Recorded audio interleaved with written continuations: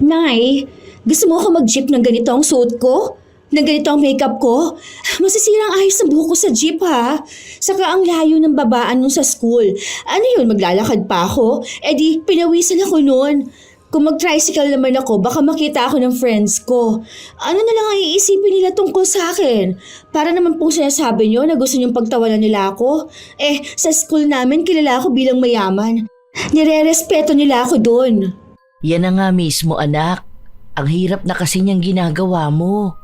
Sa totoo lang, wala naman sana akong problema kung gusto mong maramdaman na mayaman ka. Na ayaw mong ipakita sa iba na naghihirap tayo ng ganito. Pero sana, kung pera mo na ang ginagamit mo, di ba? Kung alam mo lang kung gaano kahirap kitain ng pera. Yang 200 na pamasahe mo sa kotse, ilang oras na trabaho ko na yan eh. Bukod pa dyan yung allowance mo na ang bilis maubos dahil kung saan-saan kayo kumakain ng mga kaibigan mo. Pinapabauna naman kita pero ayaw mo naman. Huwag kang makisabay doon sa mga kaibigan mo kasi sila mayaman ang mga magulang nila. Hindi nila kailangan magkanda kuba para lang sa 500 ang sahod sa isang araw na trabaho. Kasi iba sila. Kung pangarap mo maging mayaman, sikapin mong maging mayaman, hindi yung nagmamayaman lang. Tunay na wala namang masama sa pagiging ambisyosa. Lalo na kung isa ito sa ginagawa mong motibasyon para mapalapit sa iyong pangarap. Ngunit katulad ni Marimar, masyado siyang nasilaw sa isang bagay na hindi naman sa kanya. Dahil na rin sa mali niyang ginagawa, aabot siya sa punto ng buhay niya na kailangan niyang pagbayaran ang isang pagkakamali sa pamamagitan ng itim na kapangyarihan. Magagawa niya pa kayang maging maayos o sadyang sasakupin na rin siya ng kadiliman? Wow, ang ganda naman pala ng bahay ng boss mo, Nay. Uy, ayos. Ang ganda ng sofa niya, oh. Ang lambot pa. Sarap naman tumira sa ganitong bahay. Ay, makapag-selfie nga muna. Huwag ka na lang masyadong magulo at baka makasira ka pa. Wala pa akong maipambabayad dyan. Mag-isa lang ba siyang nakatira dito, Nay? What if sabihin natin na dito na lang din tayo? Gusto ko magkaroon ng ganitong bahay. Ganito yung bahay ng mga classmate ko eh. Yung iba nga akala mo pang higante dahil ang tataas ng kisame. Mag-isa lang siya rito dahil nga yung mga magulang niya nasa ibang bansa na. Ewan ko kung bakit ayaw niyang sumama dun. Dati dito rin nakatira yung mga amo ko na yun. Hindi ko alam kung naaalala mo pa yon pero bata ka pa kasi nung dinala kita rito. Hindi ka kasi mabantayan ng tatay mo dahil may pinasukan siyang trabaho noon. Pero bihira lang kaya siyang umuwi dito? Pwede ba ako dun umakyat sa taas? Basta dyan ka nga lang sinabi. Doon pa naman sa taas ang kwarto ni Ma'am Alice. Malaki ang kwarto niya dun sa taas, Nay. Oo. May isa pa siyang kwarto na puro mga damit niya lang. Tapos mga bag, mga sapatos, ganun. Parang sa mall. Wow! Pwede kaya ako pumasok doon? Gusto ko lang mag-TikTok. Hindi ako maglilinis doon. Sa Huwebes pa ang schedule ng linis sa kwarto niya. Dito lang ako sa sala at sa kusina. Sige, balik na lang ako dito kapag maglilinis ka ng kwarto niya ha. Gusto ko din mag-picture din. Ganda talaga ng bahay niyo. Ay, dito ako sa mag-picture para naman makapag-post na ako sa Instagram. Halos bawat sulok ng bahay ay kumuha ng litrato si Marimar.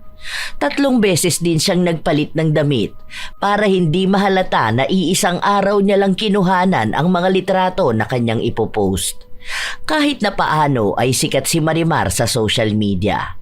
Marami ang humahanga sa kanya dahil maliban sa ganda niya, ipinakikita niya rin ang karangyaan ng kanyang buhay.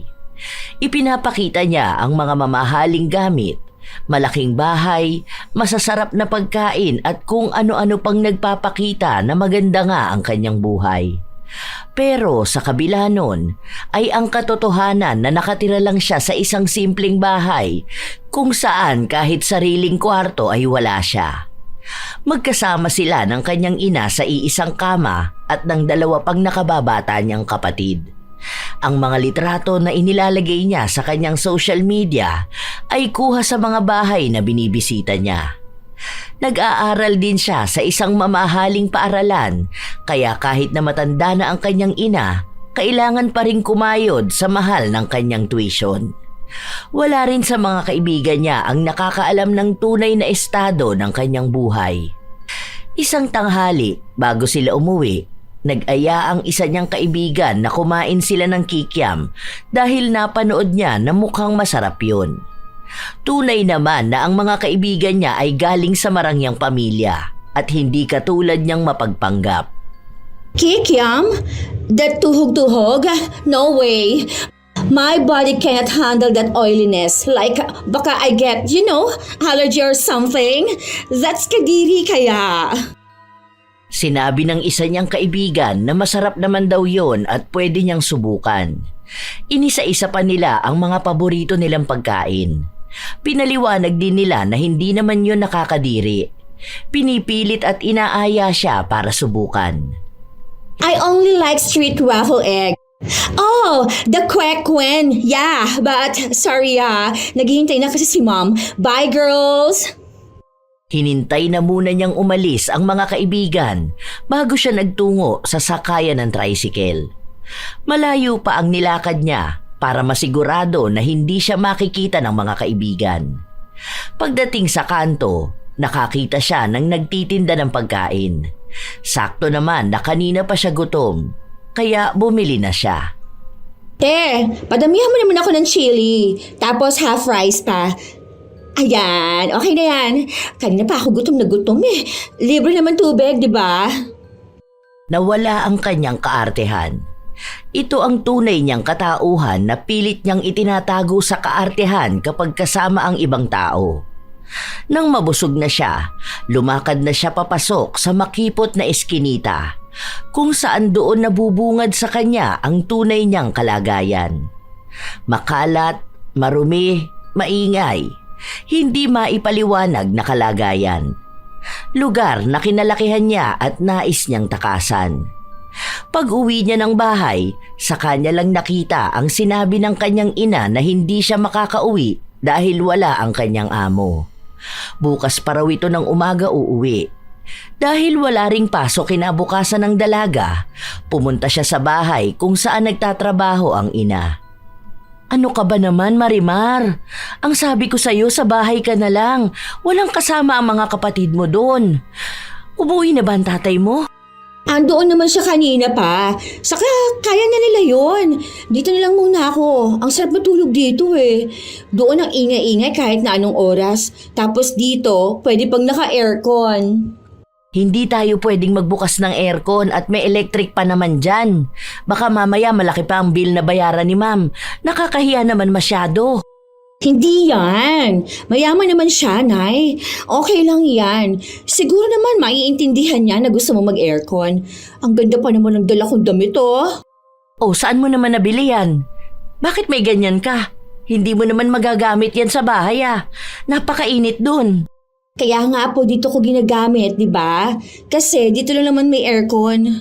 Ay siya, doon ka na sa kwarto. Diyan, sa baba ng hagdan. Ano yan?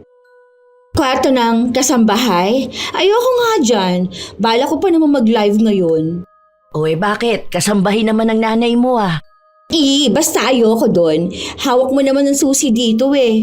Meron dyan sa kwarto sa taas oh. Sige na, pang live ko lang naman. Tapos pang picture ko lang, ganun. Sige na, Nay. Hindi naman malalaman ng amo mo na doon muna ako sa kwarto niya. Anong oras ba siya uuwi bukas? Ang sabi niya, gabi pa bukas. Pero wag ka na doon. Baka mamaya may mawala pa siyang gamit. Hindi naman ako magnanakaw, Nay. Picture-picture lang naman ako. Alam mo, Nay, itong ginagawa ko, parang pinifeel ko na mayaman na ako. Para pang manifest ko na magiging mayaman din ako, no? Hindi yung hanggang dito, ganito na lang tayo. O tapos, hindi ka na magiging kasambahay. Makakatulong sa pag-manifest ko kapag andoon ako natutulog sa kama ng mayaman. Sige na, Nay. Promise, hindi ako magdudumi doon. Walang masisira, walang mawawala. Noong una ay hindi pa kumbinsido si Berta na papuntahin ang kanyang anak sa kwarto ng kanyang amo. Pero dahil sa mapilit at makulit si Marimar, hinayaan na lamang niya ito. Basta tuparin lang ang pangako na wala siyang gagalawin at walang mawawala. Ayaw niyang masira ang tiwala sa kanya ng amo. Pagpasok ni Marimar sa kwarto ni Alice, tuwang-tuwa siya. Ano kayang pwede kong isuot na damit dito? Uy, ang ganda ng bag na to Bagay sa akin, Ang mahal nito Nakita ko to online. Limited edition to. Uy, ito pa. Hala, ito yung pangarap kong bag. Milyon ang halaga nito Hala, ang ganda. OMG! Nahawakan ko rin siya. Ay, teka. Mag-picture ako. Para kunwari, naghahalongkat ako ng old collections ko na hindi ko na masyadong nagagamit. Kung ano-anong damit at bag na ang pinagsusukat ni Marimar. Lahat yon kinukuhanan niya ng litrato. Pero iilan lang muna ang inilagay niya sa kanyang social media dahil isusunod niyang ilagay ang iba pa sa mga susunod pang araw. Wait nga, try ko mag-live. Hey babes! Yeah, I know late na but I can't tulog. I'm mag-isa lang here sa house My parents kasi nag-out of town sila for our family business. And I don't have kapatid. Habang nagsasalita si Marimar, pumasok naman sa loob ng kwarto ang kanyang ina. Ano ba yan? Nagsasalita ka na naman dyan mag-isa. Bakit nakakalati ang mga bag? I'm not mag-isa talaga. My yaya is here My apologies for my Tagalog like this I'm trying to learn pa kasi. What you need, yaya? Can you timpla my milk? How you say it again? Pwede ikaw timpla ko? Timpla ko gatas? Bakit ganyan ka magsalita? Ayusin mo nga yan. Tinatanong ko kung bakit ka nagkalat ng mga bag dito. Ang sabi mo wala kang pakikialaman, di ba? I don't understand you, yaya. Wait babes. Gonna pause this live muna Si nanay naman Alam na nga naka-live ako, panay pasalita. Anong pinagsasasabi mo dyan na yaya mo? Ikaw bata ka, tigilan mo yung pag-akto mo na mayaman ka Yaya, timpla ng milk ka pa dyang nalalaman. Ano ba tong mga nagkalat na bag dito? Naku, baka magasgasan to mga to Ano ba naman yan? Ang mamahal pa naman ng mga yan. Kahit ata buhay ko, hindi ko mababayaran isang bag niyan. Hindi naman kasi yan masisira, Nay. Ay mo naman. Nilapag ko lang yan para nga isama sa live ko. Ipapakita ko lang naman Hindi ko naman yan sisirain, no? Sige na, dun ka na. Kuha mo lang ako ng gatas ko, okay? Kapag naka-live ako huwag kang magsasalita. Baka kasi mamaya isipin nila nagpapanggap lang ako na mayaman. Bakit? Hindi ba? Nay, pinifeel kong maging mayaman. Kasi alam ko at ramdam ko na malapit na tayong yumaman. Hindi niyo ba nakikita na bagay sa akin maging mayaman? Pwede ka naman talaga maging mayaman, pero huwag ka masyadong ambisyosa, anak. Yang kaartehan mo, ilugar mo naman. Si Ma'am Alice, pinanganak yun na mayaman pero hindi siya maarte. Hindi siya ganyan magsalita. Sobrang simple niya lang kahit na ang dami niyang ipagyayabang. Ang tahimik niya lang. Oo, nanay. Huwag mo na akong pangaralan. Alam ko naman na yun. Ilang beses mo na siyang binibida sa akin na kumakain siya sa karinderya. Ganon. Oo na, sige na, nay. Alam ko na yan. Labas ka na dun. Nagla-live pa ako. Basta ingatan mo yung mga bag ni Ma'am Alice, Oo na nga. Yung gatas ko, Tapos pagpasok mo dito mamaya huwag ka na maingay. Baka mapahiya mo pa ako. Hindi na lamang kumibo si Berta. Hinayaan na lamang niya ang kanyang anak na gawin kung ano man ang kanina niyang ginagawa. Ang dalaga naman, kung ano-ano na lang din ang mga kasinungalingang pinagsasabi niya sa higit 100 tao na nanonood sa kanya. Kapag may napapansin siya nakakilala niyang nakakakita sa kanya, agad niya itong binablock. Pero bibihira lang naman yun dahil ang madalas na nakakakilala sa kanya ay galing sa paaralan nila na mayayamang tao din naman, na nag-aakala na galing siya sa mayamang pamilya. Sorry guys if hirap ako magtagalog ha, but inaaral ko naman eh. Here's my bag. Ito ay give, Tagalog ng give? Bigay sa akin ni Daddy. This Chanel Small Classic handbag. Very magaan siya and I only used one time.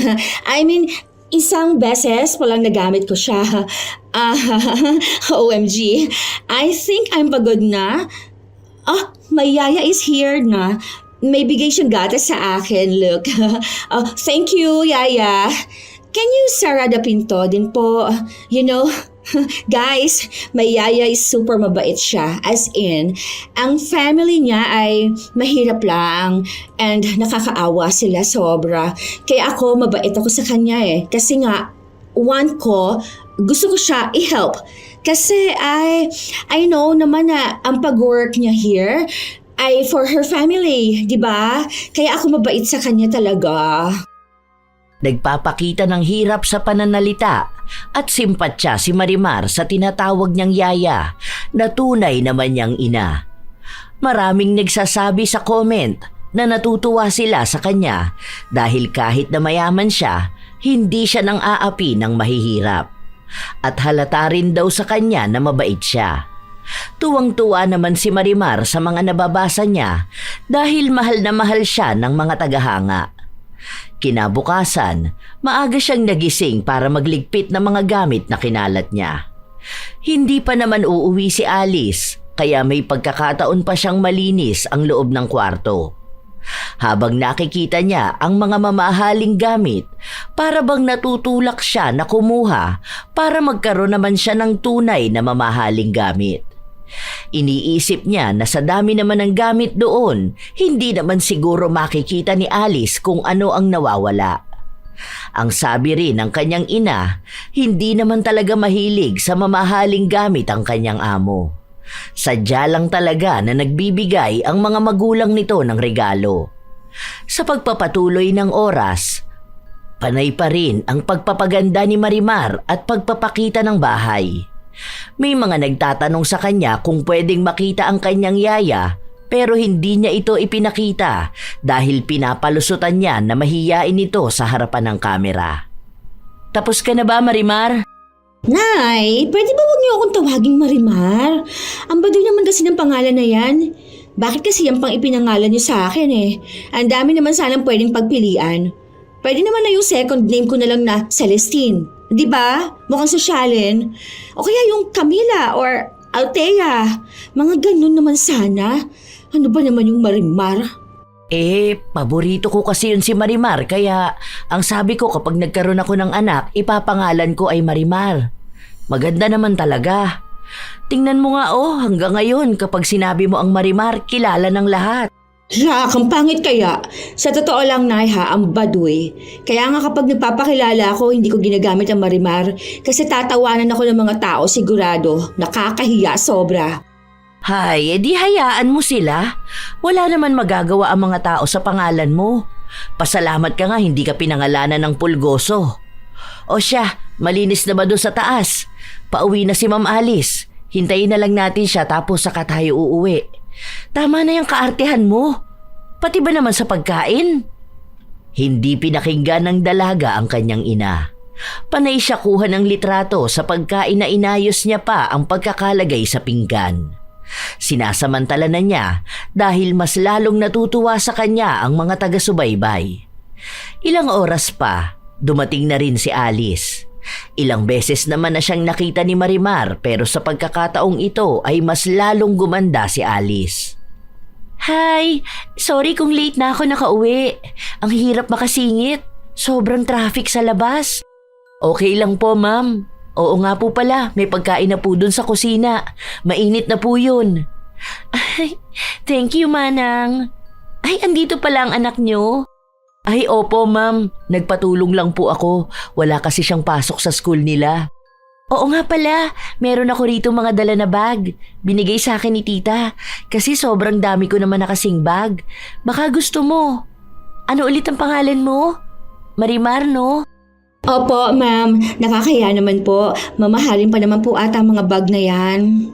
Okay lang, ano ka ba? Wala namang problema kung ibibigay ko. Gagamitin mo naman to eh. Sobrang dami ko talagang bag. Hindi naman ako masyadong mahilig sa ganitong collection. May iba na rin akong pinagbigyan ng bag. Ang talagang tinatabi ko lang yung mga bag na talagang regalo sa akin. Ito kasi yung tita ko galing siyang Italy. Yung iba raw dito bigay din sa kanya ng friends niya. Ay, di ba nag-aaral ka? Meron ditong bag para sa'yo. Next time, pagbalik mo dito, tapos may oras pa ako maghalungkat ng damitan ko, ibibigay ko sa'yo yung mga hindi ko na ginagamit. Wala kasi akong time sa ngayon. Nag-aaral ako tapos inaasikaso ko rin yung business namin ng friends ko. Kasya naman siguro yung mga damit na yun kasi magkasing katawan lang naman tayo. Wow! Talaga po, ma'am. Salamat po, ha. O, yung bait niyo po. Dahil may mga pagpipilian ng bag, agad na kinuha ng dalaga ang sa tingin niyang maganda na pwede niyang ipagmalaki sa iba. Nang makauwi sila sa kanilang bahay, walang ibang ginawa si Marimar kundi ang sabihin sa kanyang ina kung gaano kaganda at kamahalang bag na hawak niya. Pero wala namang pakialam doon ang ina dahil para sa kanya ay pare-pareho lang naman ang mga bag. Pero kahit na ganon at maraming bitbit ang dalaga, hindi niya hinahayaan ng mga kapatid na gamitin ang kanyang bag o yung mga mamahalin niyang gamit. Kinabukasan, agad na ginamit ni Marimar ang bag na bigay sa kanya. Yeah, from Italy. So pretty, right? I have there's a lot of bag there in my house pa. Next time I'm going to gamit it. Ipinagyabang din ng kaibigan niya ang bago niyang bag. Mas maganda yon at alam ni Marimar na mas mahal. Naaalala niya na may ganong bag si Alice. Me too. I have bag something like that. Here, look at this. I know limited edition to, right? Never ko pa to na-use eh. Nagtaka ang isang kaibigan niya at nagtanong kung paano siya nakabili nun. Dahil hindi naman daw lahat may ganoong klase ng bag. Halos 5 lang sa Pilipinas ang may ganong bag. Of course, I'm rich. My dad can buy anything I want, no? Don't be jealous, okay? Hinamon siya ng kaibigan niya na kung totoo nga na may bag siyang ganon, dalhin niya sa kanilang paaralan. Noong una ay tumatanggi siya at ang dami niyang palusot, pero dahil sa pangungutya ng mga kaibigan niya at paghihinala na baka hindi yun totoo, napilitan siyang magsabi na gagamitin niya yon sa susunod na linggo. Doon na siya nagkaroon ng problema dahil paano niya makukuha ang bag nang hindi siya nahahalata ni Alice. Habang hindi pa dumarating ang araw na ipinangako niya sa mga kaibigan kung kailan niya ipapakita ang bag, kinukulit niya ang ina na kausapin si Alice upang hiramin muna saglit ang bag. Ano ba, Marimar? Gusto ko nang matulog. Maaga pa akong aalis bukas. O kaya itago mo na lang muna, Nay. Maliit lang naman yun eh. Kasya naman yun sa bag mo. Hindi naman natin nanakawin yun eh. Kasi papakita ko lang sa mga kaibigan ko. Tapos ibalik mo na rin kaagad. Hindi ko yun masisira o mawawala. Sige na, Nay. Bakit kasi hindi mo tigilan yung pagiging mayabang mo sa mga kaklase mo? Hirap na nga ako dyan sa tuition mo eh. Kung pwede lang na lumipat ka na ng school sa susunod na taon. Doon sa public na lang para pwede rin nating mailapit ng scholar. No, ayoko nga doon. Doon ako mag-aaral sa school ng mga mahihirap? Ay, bakit anak ko? Hindi ka ba mahirap? Tingnan mo nga tong bahay natin oh. Di ba mas mahirap pa tayo sa mahirap? Kahit na po. Sige no, Nay. Ayoko naman mapahiya sa mga kaklase ko, no? Sa ginagawa mong yan, mas lalo mong pinapahiya ang sarili mo. Ano bang gusto mo?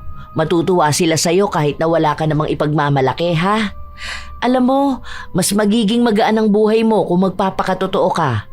Kung hindi ka nila tatanggapin kapag nalaman nila na mahirap ka lang, isa lang ang ibig sabihin nun. Hindi mo sila kaibigan. Pero sila yung mga mayayaman kong kaibigan na alam ko pagdating ng araw makakatulong sa akin. Sabi nga nila, para daw maging mayaman ka, dapat yung mga taong nasa paligid mo mayayaman din. Paano ka magiging mayaman kung pinaliligiran ka ng mahihirap na tao? Kaya nga silang kinakaibigan ko. Kasi alam ko na balang araw makakasabay din ako sa yaman nila. Anak, inaantok na talaga ako. Masakit ang katawan ko. Sige na, pagpahingahin mo naman muna ako, ha? Maaga pa akong gigising bukas. Halos 4 na oras lang ang magiging tulog ko. Kapag hindi mo kaya ang sosyal na buhay, huwag ka na kasi magpasosyal. Hindi matanggap ng dalaga ang mga salitang sinabi sa kanya ng kanyang ina. Dahil hindi niya mapilit ang ina, naiyak na lang siya. Gusto niyang magtampo, pero paano niya gagawin kung humihilik na si Berta? Kinabukasan, sumama si Marimar sa bahay ni na Alice. Alam niyang maaga itong umalis at gabi na kung umuwi. Kung ayaw ng kanyang ina na kunin ang bag, siya na lang ang gagawa nun. Hindi niya sinabi sa ina na kinuha niya ang susi para buksan ang kwarto ni Alice. Dahil kabisado niya kung saan nakalagay ang bag, nakita niya agad ang hinahanap. Para hindi mahalata na nawawala ang bag, tinabunan niya ang puwang gamit ang isa pang mas malaking bag. Yun! Kuha rin kita. Ang ganda talaga. Panigurado ako na inggit na naman itong mga kaibigan ko sa akin. Para alam niya na hindi lang din ako basta-basta, no? 5 tao lang pala sa Pilipinas ang may ganitong bag, ha? Tululaway niyo kapag nakita niyo to. Hindi nakahalata si Berta na may ginawa ang kanyang anak dahil abala siya sa paglilinis. Nakikain muna si Marimar sa bahay bago siya pumasok sa paaralan.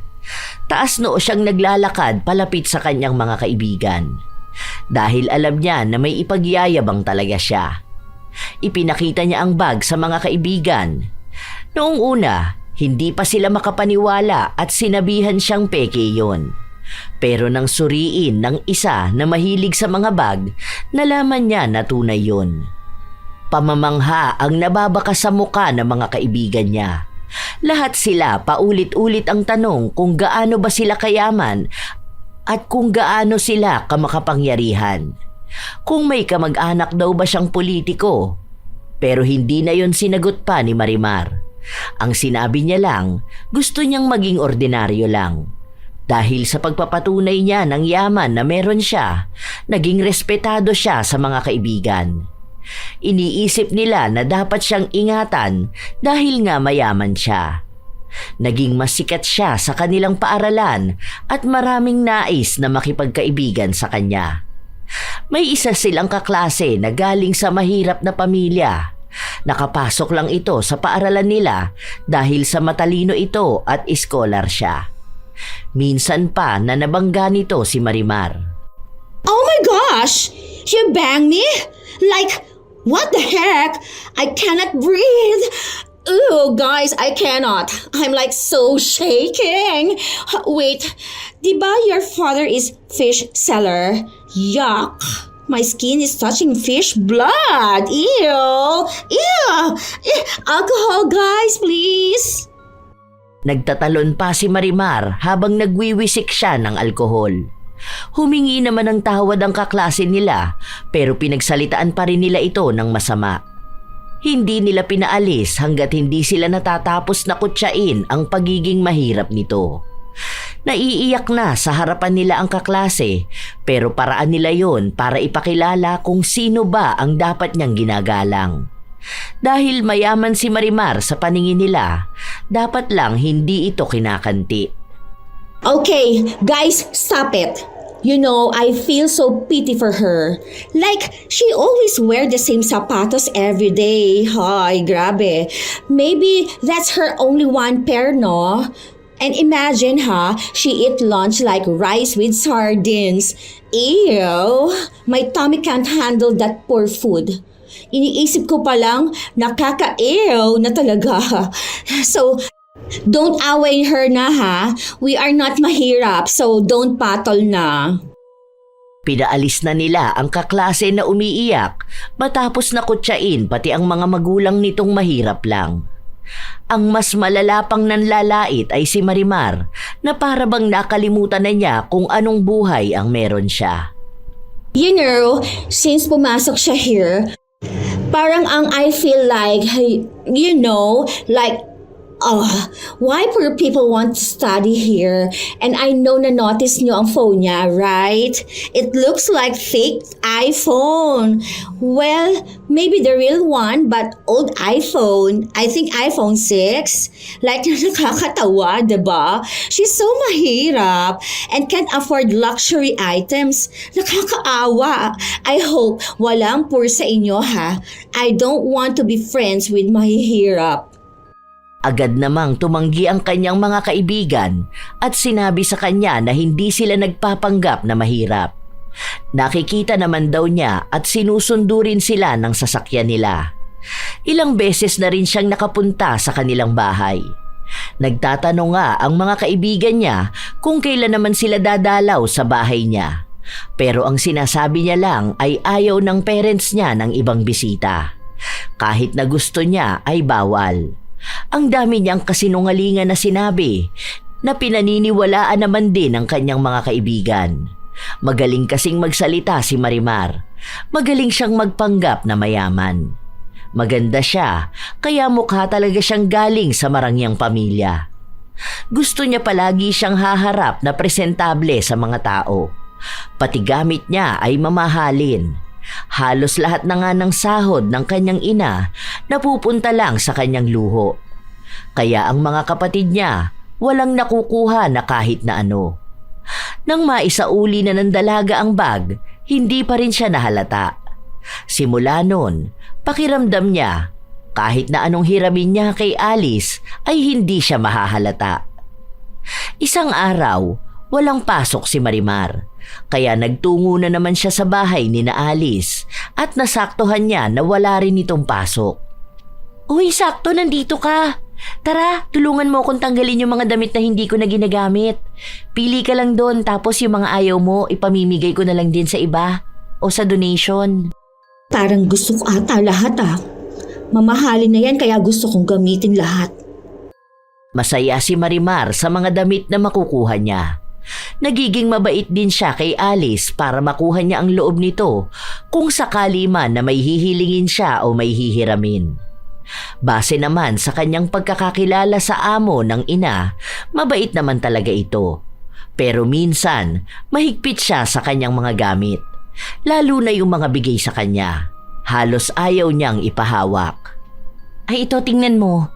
Sukat mo kung kasya sa'yo. Isang beses ko lang yan nagamit nung pumunta kaming Luso. Luso? Yung sa Makati? Ganda dun Ang mahal nga raw ng pagkain dun Nakikita ko yung sa Facebook. Kailan kaya ako makakakain sa ganun, no? Yeah, mahal. May nag-aya lang sa akin ng date pero hindi naman kami nagkaroon ng maayos na relationship. Pwede ka naman makapunta sa ganun, basta mag-aral kang mabuti. Kapag nagkaroon ka ng magandang work o business, pwede kang kumain kahit sa ang mamahaling restaurant. Pero kung ako lang, minsan mas gusto ko pa yung lutong bahay lalo na kapag si Manang ang nagluluto. Alam mo, ang swerte mo nga araw-araw ka nakakakain ng luto ni Manang. Si Mami kasi, hindi yun marunong magluto. Anong swerte doon, ma'am? Ikaw mayaman, kami mahirap. Mas masaya kapag mayaman ka po, Tingnan mo, may sarili kang kwarto. Bahay na pala mismo. Kami nga, magkakatabi sa isang higaan Tapos si tatay ko, doon sa labas na tutulog, sa kahoy na upuan na kapag gumalaw ka maingay. I mean, yun bang may kasama ka sa bahay nyo? Tapos si Manang maalaga siya. Tapos masipag, mabait din. Yun nga lang sa kahirapan, pero sa ngayon lang naman yan. Basta tiyaga ka lang. Huwag ka makikisali dun sa mga tao sa social media na panayang pasosyal. Alam mo, ang dami kong kilala na ganyan. Well, siguro wala naman ding masama sa gusto nilang ipakita. Lalo na kung ang gusto lang naman nila ay hangaan ng mga tao. Or maybe, hindi lang talaga ako mahilig sa social media, no? Instagram lang ang meron ako pero gamit ko lang yun pang kausap sa friends ko. Baka naman yung mga nagpo-post sa social media parang ano lang nila yon. Paraan lang nila para maramdaman naman nilang maging mayaman, di ba? Ang pangit naman kung pati sa social media mga kanal sila. Kanal? Kumbaga ma'am, yun kasi ang tawag sa mga mahihirap eh. Kumbaga, kami, kanal. Tapos ikaw, aircon. Ganon. Ah, okay. Baka nga talagang hindi lang ako mahilig sa social media. Basta wag lang siguro yung sobra na. Kasi may mga kabataan ngayon na kahit hindi kaya ng parents nila, pinipilit nila para sa luho nila eh. Hayaan mo na. So okay na yung mga damit mo na yan? Ang dami pang hahalongkatin eh. Kaso kasi napapagod na ako. Next time na lang ulit. Okay na po to ma'am. Ang dami na nga po eh. Salamat po ha. Ay, ma'am, ano yan? Uy, ang ganda naman yan. Anong brand yan? Ah, this champagne gold maxi dress? Wala tong brand kasi gawa to ng friend ko. Sarili niyang design to. Nagpapakilala pa lang siya sa fashion industry eh. Wow, grabe, ang ganda-ganda, sobra. Siguro kapag sinuot to, magmumukha talagang expensive, no? Grabe, ang ganda pa ng tela. Tapos ikaw lang ang may ganitong damit.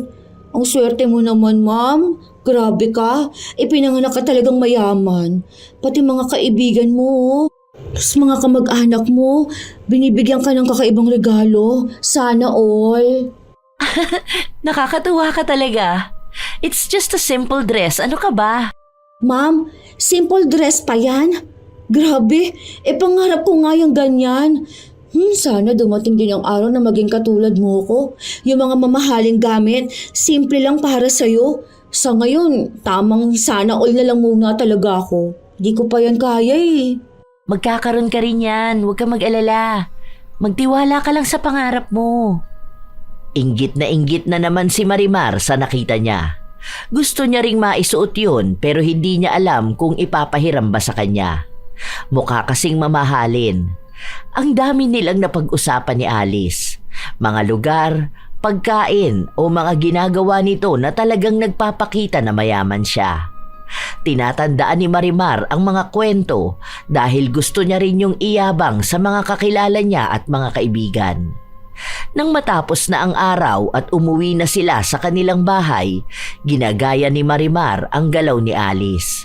Mula sa tayo nito hanggang sa kung paano tumawa at magsalita. Gusto niyang gayahin para magmukhang natural lang sa kanya ang pagiging isang sosyal at mayaman. Nakatingin lang siya sa salamin habang nagsasalita. The place is like so elegant talaga.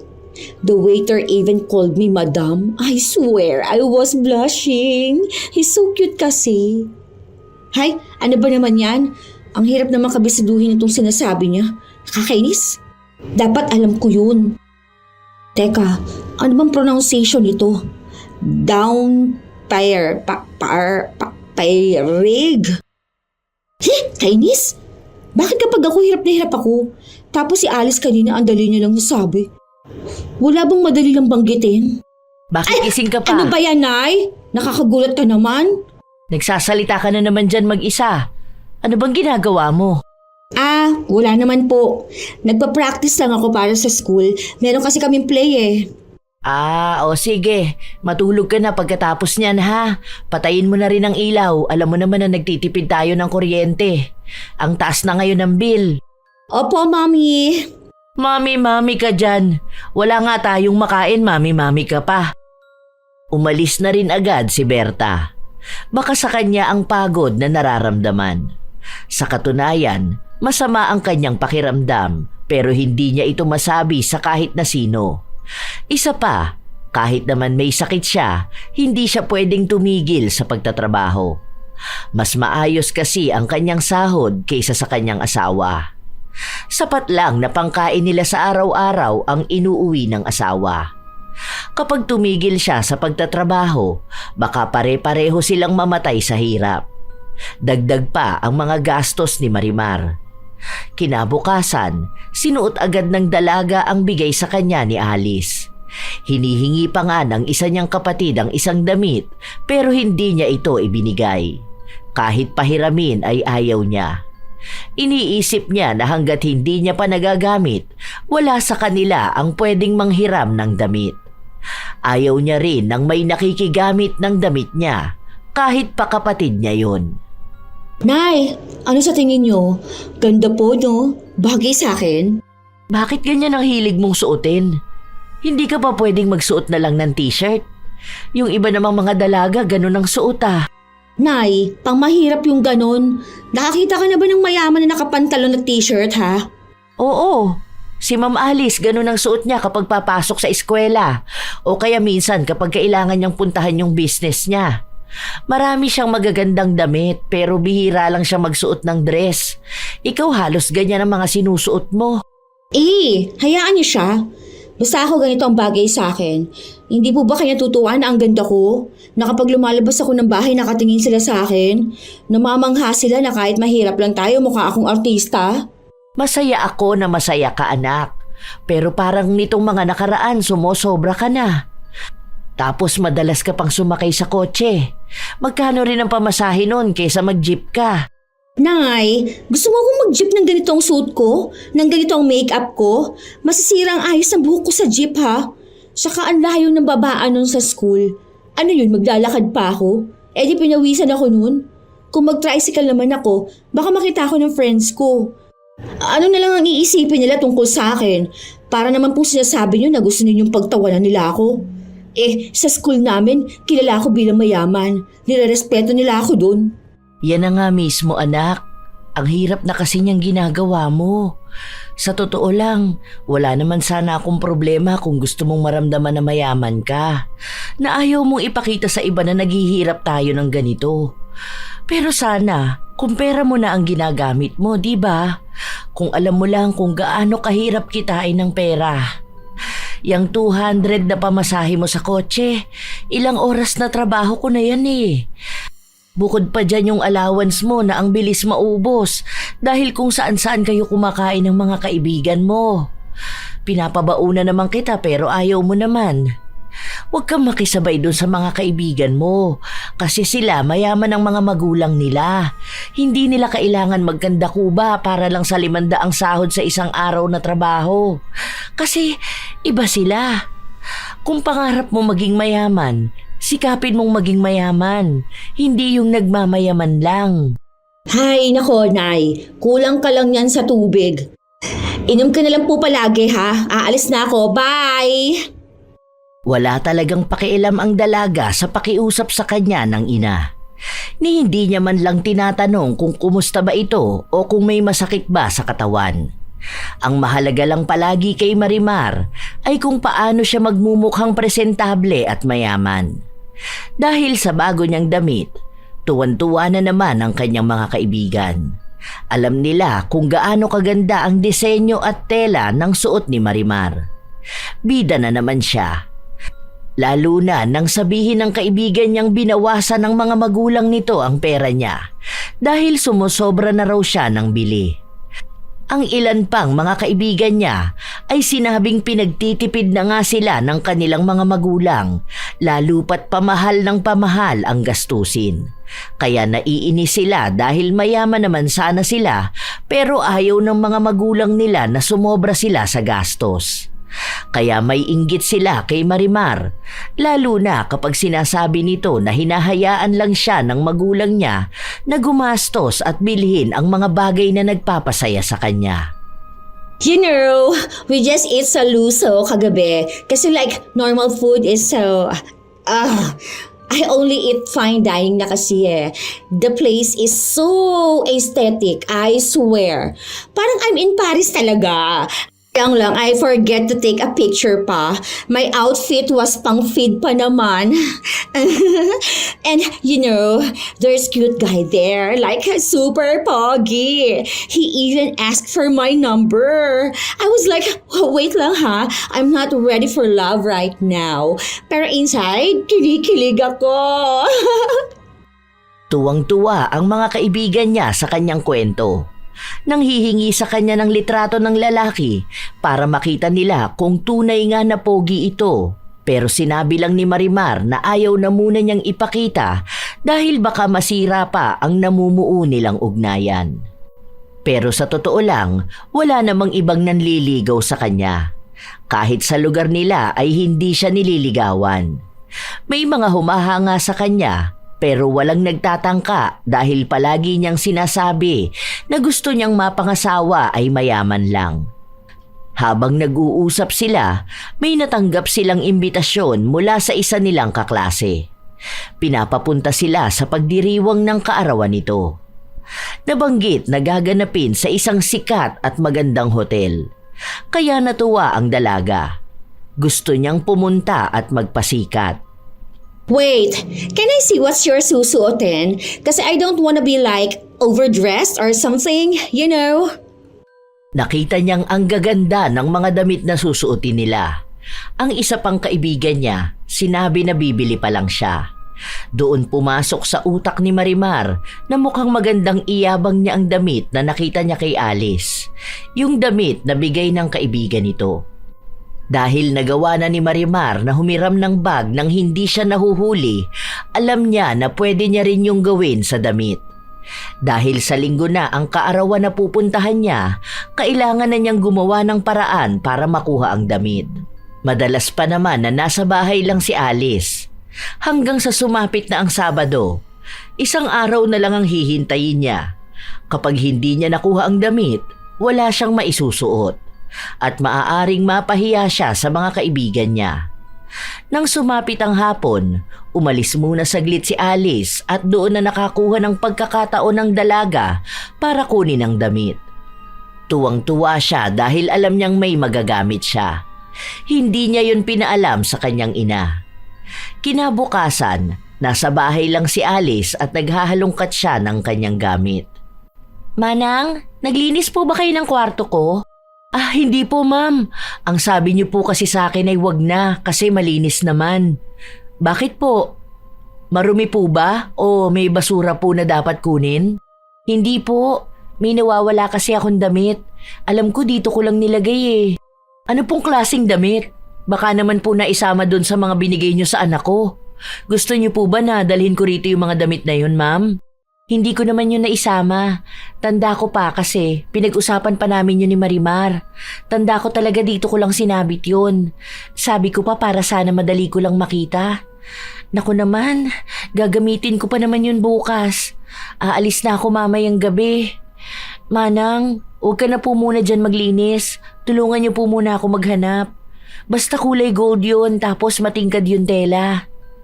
Halos halughugin na nila ang buong kwarto pero hindi nila mahagilap ang damit.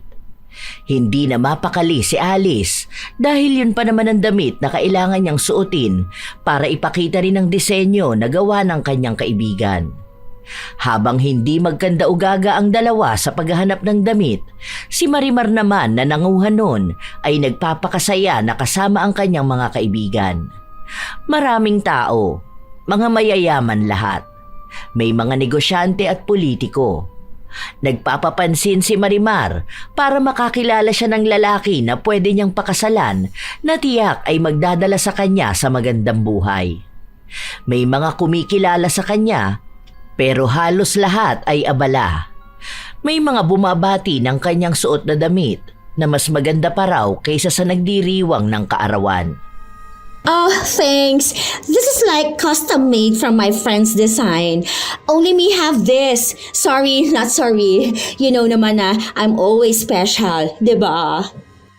Nagpakasaya ang dalaga sa pinuntahan niya. Ang dami niyang kuha na litrato. Ang alam niya lamang ay masaya siya kahit na hindi niya alam ang susunod na mangyayari sa kanya pag uwi niya. Bago siya umuwi ng bahay, nagpalit na siya ng damit. Dahil hindi naman siya nagpaalam sa kanyang ina kung saan siya pupunta. Pero nagulat siya nang maabutan niya si Alice na nasa bahay nila. Oh, ma'am, napadalo po kayo sa bahay namin. Naku, pasensya na po kayo makalat at maliit lang. Where's my dress? Po, anong dress? Yung mga bigay niyo po ba sa akin? Yung kinuha mo sa bahay ko at ginamit mo sa party. Po, party? Anong party? May pinuntahan ba akong party? Galing lang kasi ako sa bahay ng friend ko. Please, ayokong magalit. Ibalik mo na sa akin. Ito may ebidensya ako. Kuha to kanina sa party. May friend ako na nagpadala sa akin ng picture mo dahil napansin niya na yung suot mong damit ay gawa ng friend namin. Akin na yan. Ibalik mo na yan kay ma'am. Pasensya na po talaga kayo, ma'am. Sorry po. Hindi na nakaimik pa si Marimar matapos niyang makita ang litrato niya. Hindi niya alam kung sino sa mga bisita ang nagpadala nun kay Alice. Gusto niyang umiyak pero hindi niya magawa. Sobrang kahihiyan at takot. Dahil iniisip niya na paano kung malaman din ng mga kaibigan niya ang kanyang sikreto. Ano na lang ang kahaharapin niyang buhay? Baka bumaliktad ang kanyang mundo at pagtawanan lang siya ng mga yon. Pasensya na po talaga kayo, ma'am. Sorry po, ma'am. Sorry po. Sa susunod, sana matuto kang ilugar ang sarili mo. Walang masamang sumama sa mga party. Ang masama ay yung pinipilit mong sarili mo kahit na hindi mo naman kaya. Hindi ka man lang naawa sa nanay mo. Nagkakasakit na yan para sa inyo, habang ikaw ang ginagawa mo lang magpakasaya at gumamit ng peking pagkatao. Hindi lang to basta paggamit mo ng damit ko, kundi pagsira na rin ng tiwala ko. Nakaka-disappoint ka. Matapos na magsalita ni Alice ay agad na rin siyang umalis. Si Marimar naman nanatiling tahimik. Masaya ka na ba? Sobrang dami mo bang nakuhang picture gamit ang damit na hindi naman sayo? Ang dami mong likes mula sa mga taong humahanga sayo? Masaya ka ba doon? Sa peke mong yaman? Hindi niyo kasi ako naiintindihan, Nay. Hindi niyo alam ang pinagdaraanan ko. Kung ano ba itong peking yaman ko. Kung paano ako tanggapin ng mga tao. Hindi ko alam kung gigisingin ka ng sampal na yan. Pero sana nga magising ka, di ba? Anak, pagod na ako. Gusto ko naman magpahinga din. Bakit para sa akin yung sinisisi na mahirap tayo? Mali ba ako? Napangarap ko rin na maging mayaman. Sinisisi ba kita? Ang sinasabi ko lang, kahit na anong gawin mo, hindi ka mapapasaya niyang pagpapanggap mo. Kung sinisisi kita dyan sa pangarap mo, sana una pa lang hindi na ako pumayag na pumasok ka dyan sa mahal na paaralan mo. Sana hindi ko binibigay ang kalahati ng sahod ko sa 1 linggo mo lang na allowance. Sana hindi ako mahanap ng iba pang trabaho para sa luho mo. Alam mo kung sino ang sinisisi ko? Ako! Ang sarili ko dahil hinayaan kita na maging ganyan. Kasi sa totoo lang, ako rin, mahirap ang kinalakihan kong buhay. Kaya hinahayaan kita dahil gusto kong maramdaman mo at maranasan mo yung mga hindi ko naranasan. Mali pala ako. Hindi pala dapat ganon. Lalo na kung hindi ko rin kayang panindigan kapag nasobrahan ka sa ambisyon mo. Gusto kitang maging mayaman. Kasi sa totoo naman, bagay naman sa'yo. Pero hindi kita kayang gawing mayaman. Kahit ibenta ko ang kaluluwa ko, hindi ko kayang ibigay yun. Hindi ko alam kung hanggang saan ka magiging masaya sa mga bigay ko sa'yo. Hindi ako naging mabuting ina kasi nagpalaki ako ng anak na gaya mo. Hayaan mo, hindi mo kasalanan na gusto mong maging mayaman. Iisa lang din naman ang hiling ko.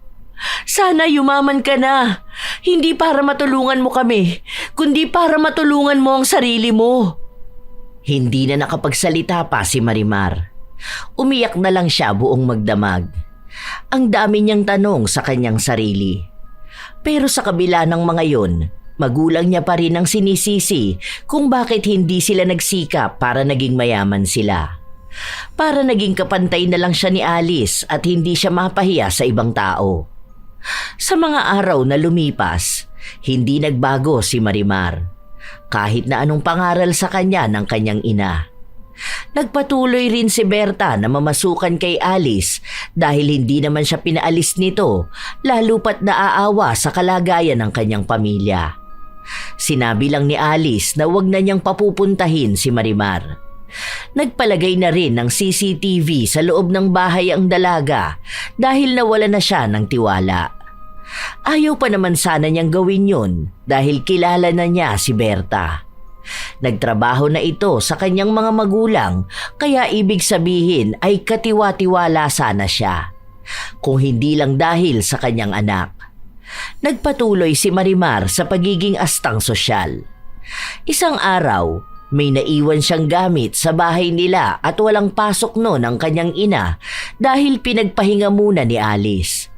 Kaya inutusan ni Marimar ang ina na ihatid sa kanya ang naiwan niyang gamit. Nak, tama ba tong nadala ko? Akin na yan, sige na, umalis ka na. Nakakahiya naman yung suot nyo, Nay. Bakit naman ganyan pa?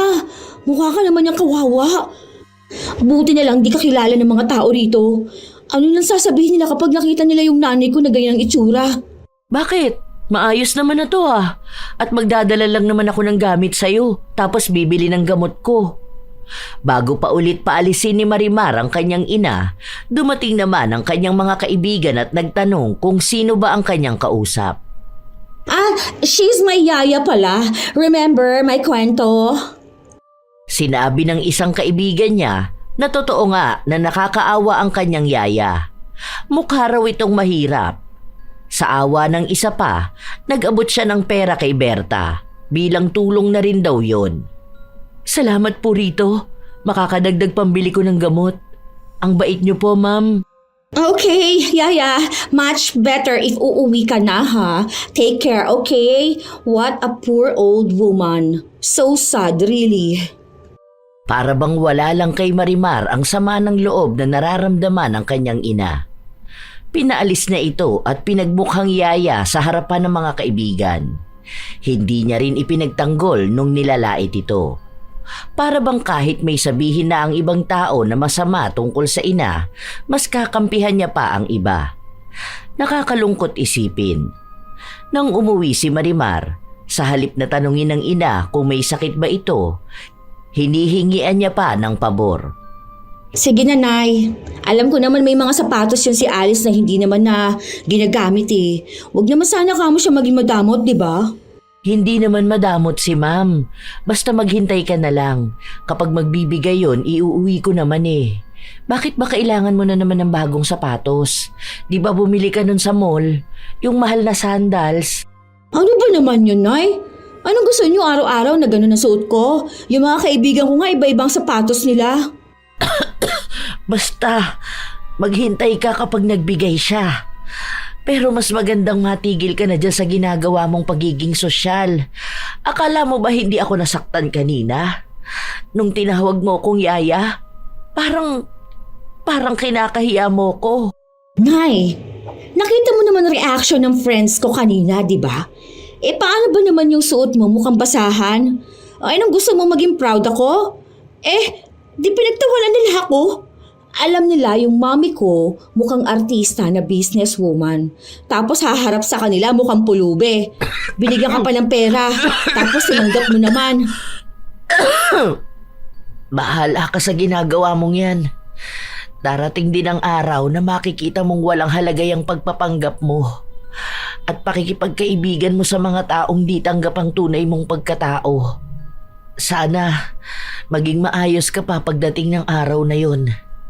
Kahit na may pagbabanta na sa boses ni Berta, hindi yun naging mahalaga sa anak.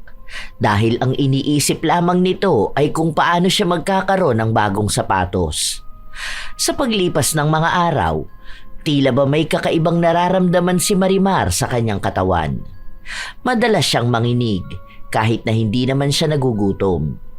Noong una, ang akala niya ay dahil lang sa pagod sa ginawa nila sa paaralan, pero napapadalas na ito. Hindi naman siya nakakaramdam ng sakit sa katawan, pero nakakasira naman yon sa pagpapanggap niya bilang sosyal. Minsan pa, kung ano-ano na lang ang nasisira niya dahil bigla niyang nabibitawan. Sa nangyayari sa kanya, tila ba naging dahilan yon para layuan siya ng mga kaibigan. Bukod pa ron, ang paglabas ng iba niyang mga litrato na sumasakay siya ng jeep, naglalakad o kaya ay bumababa sa isang mataong iskinita.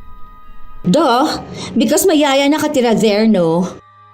Pinagtawanan siya lalo ng mga itinuring niyang kaibigan matapos malaman na yun talaga ang kanyang ina. Ilang beses niyang dinepensahan ang sarili pero wala siyang magawa.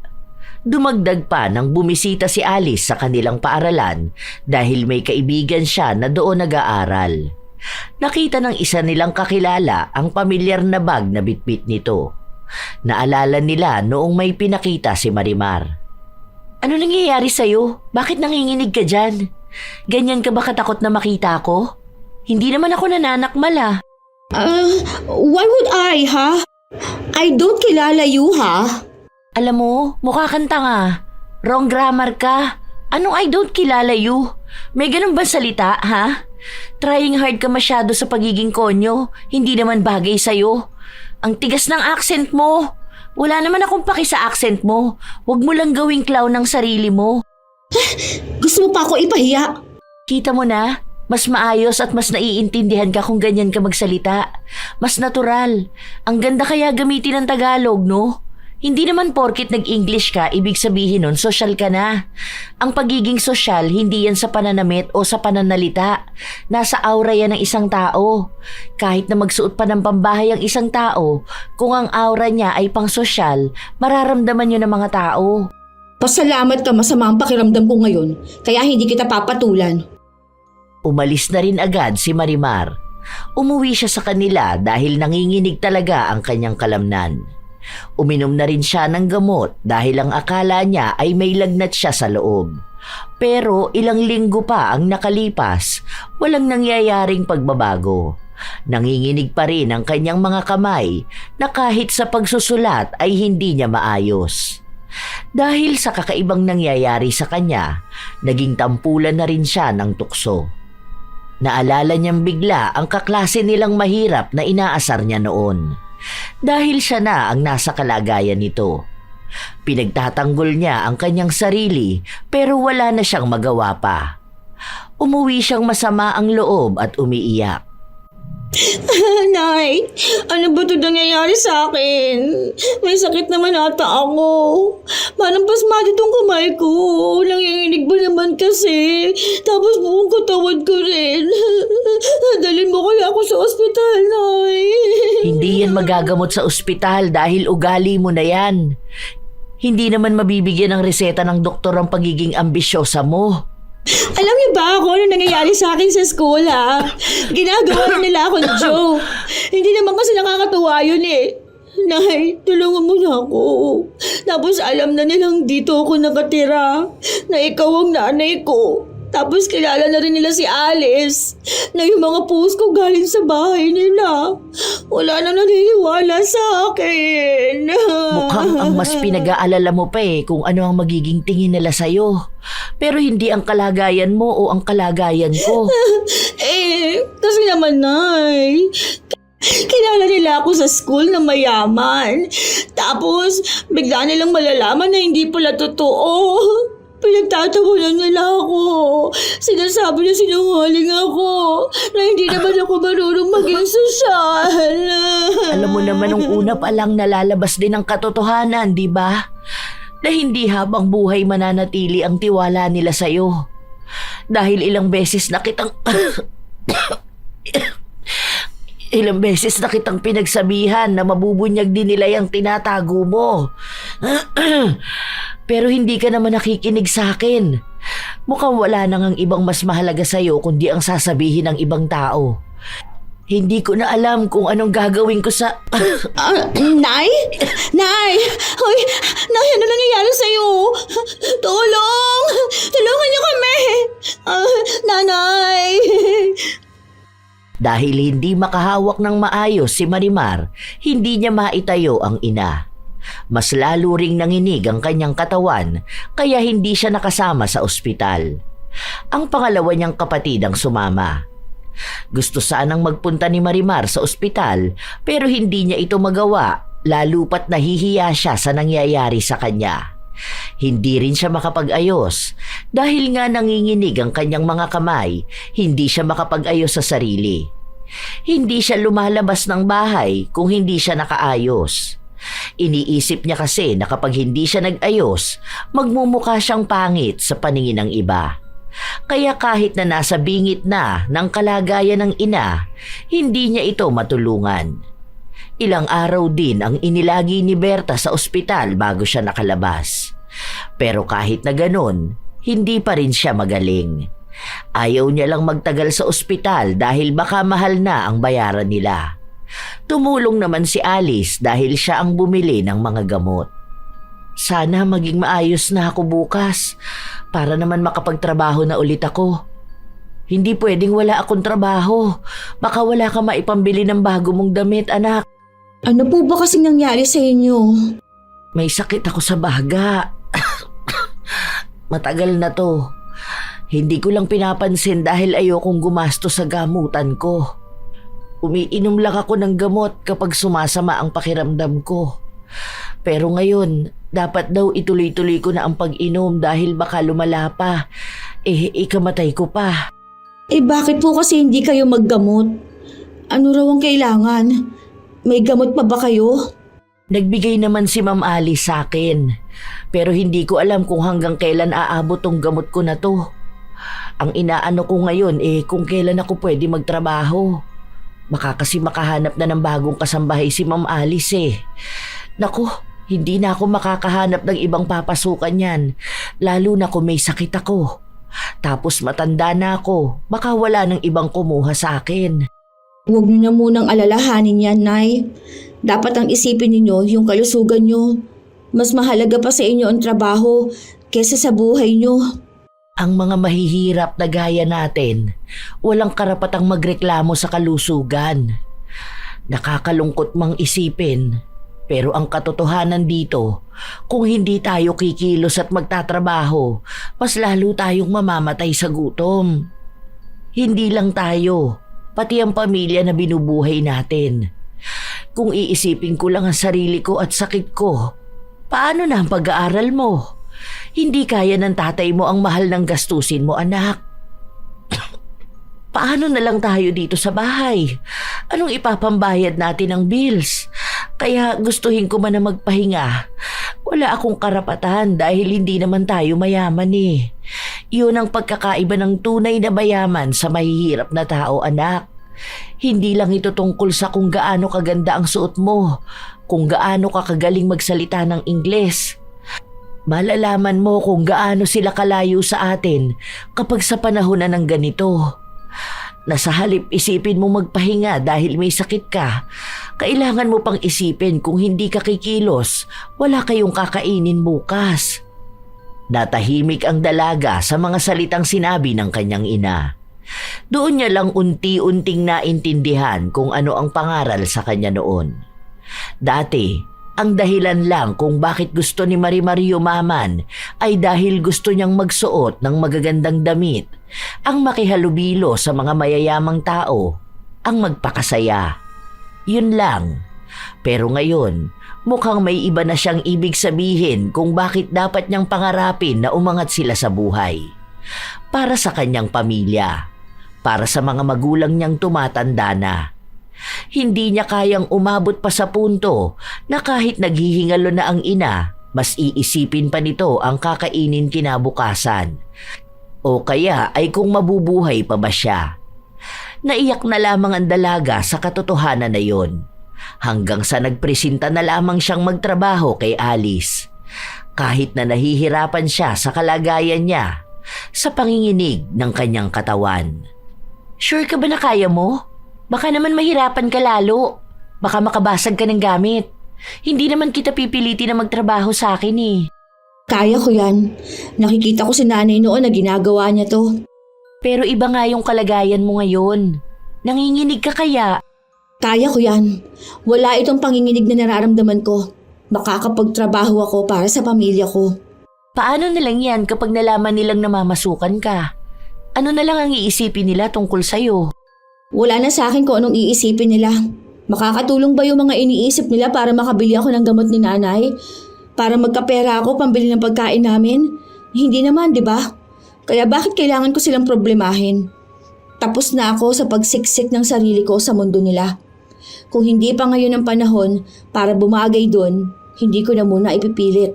Kailangan ko ng trabaho at pera para sa pamilya ko. Hindi para sa magandang tingin sa akin ng iba. Nakakatuwa ka naman, Marimar. Hindi ko akalain na magbabago ka. Ang akala ko ipagpapatuloy mong ipilit ang sarili mo sa mundo ng mayayaman. Hindi pa rin naman nawawala sa akin ang pag-asa na isang araw yayaman din ako. Pero sa ngayon, tama si nanay. Kailangan ko munang paghirapan ang lahat kung gusto ko nang maabot yun. Iba ang buhay ng mayaman, mahirap at nagmamayaman. Ayoko na doon sa nagmamayaman. Kung mahirap ako, then gagawa ko ng paraan para yumaman. Ganun lang yun. Habang naririnig ni Alice ang sinasabi ni Marimar, mas lalo siyang napapahanga sa determinasyon nitong matulungan ng ina at itama ang mali niyang nagawa. Sa totoo lang, kaya ganon ang nangyayari kay Marimar dahil pinakulam siya ni Alice. Galit lang noon si Alice dahil nakikita niyang hirap na si Berta. Tapos ang anak niya ay walang ibang ginawa kundi ang magpanggap na mayaman. Hindi naman intensyon ni Alice na gumawa ng masama. Naisip niya lang na baka may maibigay na leksyon kay Marimar. Sumabay lang din ang nangyaring sakit ni Berta, kaya doon mas lalong nagising sa katotohanan si Marimar. Dahil nakikita naman na ni Alice si Marimar na nagbabago na, siya na lang ang tumulong dito para gumaling ang kulam na pinagawa niya. Habang tinatago niya ang katotohanan na siya nga ang may kagagawan. Wala naman na rin siyang balak na aminin yun. Humingi na lang siya ng tawad kay Marimar at sinabi niya na tutulungan niya ang ina nito para sa gamutan. Lalo na at mabait naman sa kanya si Berta. Umabot ng ilan pang mga buwan, naging maayos ang kalagayan ni Marimar. Nawala ang panginginig ng kanyang mga kamay at katawan, kaya nagagawa na niya ng maayos ang kanyang trabaho. Isinasabay niya rin ang kanyang pag-aaral at kahit na masama ang tingin sa kanya ng ibang tao o bumaba na siya para sa kanila, wala na siyang pakialam. Ang mahalaga sa kanya ay ang kanyang pamilya. Isang gabi, pagod na umuwi si Marimar galing sa trabaho. Pero kailangan pa niyang tapusin ang ipapasa niya sa klase kinabukasan. Anak, kumain ka na muna. Maganda ang plating ko dyan. Tama ba yan? Dyan sa gilid ang kalamansi? Nay naman, ano naman gagawin ko niya sa plating na yan, ha? Aesthetic, di ba? Ipopost mo sa account mo. Hindi ko na nga kailangan yan, Nay. Kahit na anong design pa ng pagkain sa plato ko, basta ikaw nagluto, ipagmamalaki ko talaga sa lahat. Dahil wala namang mas masarap pang pagkain kundi ang luto ninyo. Talo pa niyo ng mga mamahaling kainan sa ibang bansa, ano? Ikaw talaga anak ko. Pagod ka na Huwag mong abusuhin ang katawan mo ha. Magpahinga ka rin dahil kailangan mo yun. Opo, Nay. Hindi ko naman po pinapagod ang sarili ko. Itong ginagawa ko, itong nararanasan ko, parte po ito ng pagbuo ko ng pangarap ko para sa pamilya natin. Maraming salamat anak. At patawarin mo ko kung kailangan mong magtrabaho ha. Wala po kayong kasalanan, Nay. Sapat na pong binuhay ninyo ako at minahal. Yun po ang motivation ko. Dahil sa dami ng sakripisyo ninyo sa akin, gusto kong makabawi sa inyo. Gusto kong kayo naman ang bigyan ng magandang buhay. Kayo ni na Papa at ng mga kapatid ko makaranas ng karangyaan. Ako po ang patawarin nyo. Dahil po sa hindi ako naging mabuting anak noon. Pasaway ako. Tapos, nagalit ako dahil sa mahirap tayo. Pangako, Nay, babawi ako. Ngayon ko po nalaman kung ano ang pagiging mayaman. Iba-iba pala talaga yon. Hindi lang sa pera. Dahil pwede rin ang yaman ng pamilya at pagmamahal ng isang ina. Mahal na mahal kita, Nay. Kakapanggap ko na isang sosyal. Nakalimutan kong mayaman na pala ako dahil nandyan ka. Naging emosyonal ang gabi na yon. Pero naging masaya rin dahil sa naging pagtanggap ni Marimar sa kanilang buhay, habang nananatili pa rin ang apoy ng kanyang pangarap. Sa paglipas ng panahon, nagpatuloy pa rin si Marimar na magtrabaho habang pinagsasabay ang pag-aaral. Naging magkaibigan din sila ni Alice. Parehas silang humingi ng tawad sa isa't isa. Si Alice din ang tumulong kay Marimar para makakuha ng mas magandang trabaho na tiyak ay malaki ang tulong para sa pamilya nito. Sa kasalukuyan, hindi pa naman ganap na mayaman sa salapi si Marimar, pero umunlad na ang kanilang pamumuhay. Nakakuha siya ng mas magandang bahay para sa kanyang pamilya. Naipapagamot na niya ang ina at hindi na ganon kahirap ang pasok ng pera sa kanila. Nakakagala na sila. Nabibilhan na niya ng mga gamit. Mas natuto na rin siya na hindi na niya kailangang gumanda sa paningin ng iba o ang kuminang dahil sa mga mamahaling gamit na suot niya. Dahil ang tunay niyang kayamanan ay matagal na niyang kasama. Patuloy pa rin niyang inaabot ang mas mataas na pangarap. Minsan talaga, dumarating ang isang tao sa punto na kailangan pa nilang magpanggap para lang tanggapin ng iba. Hindi naman masama ang mag-ambisyon na maging mayaman. Dahil aminin man natin o hindi, lahat tayo ay yun ang pangarap. Dahil sa panahon ngayon, hindi ka tatahimik kung wala kang pera. Pero hindi pa rin pera ang sukatan ng tunay na kayamanan. Ang tunay na yaman ay hindi nasusukat sa dami ng mamahalin mong gamit, sa kinang ng suot mong alahas, o sa pangalan ng kainan na iyong pinuntahan. Ang tunay na yaman ay yung marunong kang makontento, marunong kang magpahalaga at marunong kang tumingin sa iyong pinanggalingan. Maghangad ka ng pag-angat pero wag mong kalilimutan kung sino ka nga ba talaga. Huwag mong hayaan na matabunan ng maling pagkatao ang sariling kinilala mo. Dahil kailanman, hindi magkakaroon ng saysay ang karangyaan kung ang puso mo naman ay nanlilimahid sa kasinungalingan. Sa huli, ang pinakamayaman ay hindi ang taong may pinakamalaking bahay o pinakabagong sasakyan, kundi ang taong payapa ang isip, tapat sa sarili at marunong mahalin ang simpleng bagay na meron siya. Huwag mong habulin ang luho dahil baka sa ginagawa mong yan, makaligtaan mo na ang pinakamahalagang bagay sa lahat, ang pamilya. Ang pera mauubos, ang ginto kukupas, pero ang pagmamahal at pagkakaisa ng isang pamilya, yan ang yaman na walang makakakuha. Ang pamilya ang unang yaman ng tao. Kapag pinahalagahan mo sila, hindi ka kailanman magiging mahirap sa pagmamahal at suporta. Tandaan na hindi lahat ng mayaman ay masaya, pero lahat ng may pamilyang nagmamahalan ay tunay na pinagpala. Hindi ba't tunay naman na masaya ang maging mayaman? Dahil lahat nga naman ng nanaisin mo ay makukuha mo.